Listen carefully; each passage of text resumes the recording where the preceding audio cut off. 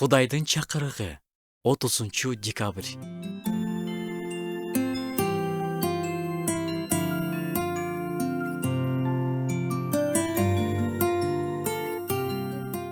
Кудай кечиримдүү. Ал кечирим сурап келген ар бир адамды кечирет.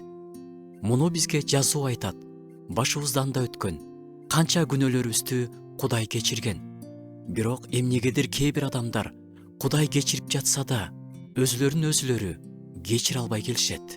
Мындай адам жүрөгүндө өтүп кеткенди сактап, кылган күнөөсүн оюнда кайта айландырып, өзүн күнөөлөө менен жашайт.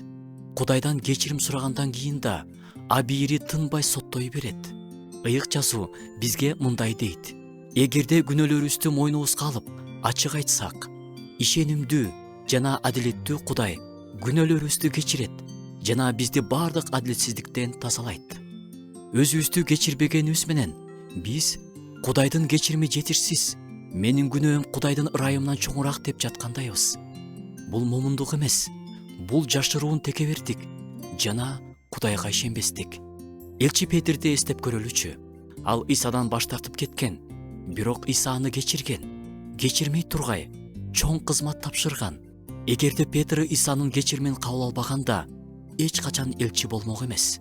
Элчи Павылчы, ал эмне кылган эсиңиздеби?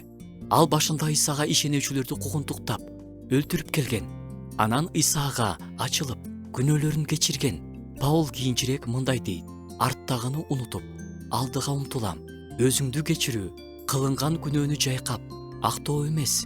Бул Кудай биздин өткөн күнөөлөрүбүздөн алда канча чоң, анын ырайымы чексиз дегендик.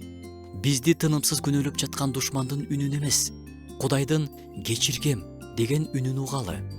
Кудай кечирип жатса, мен эмнеге өзүмдү өзүм кечирбейм?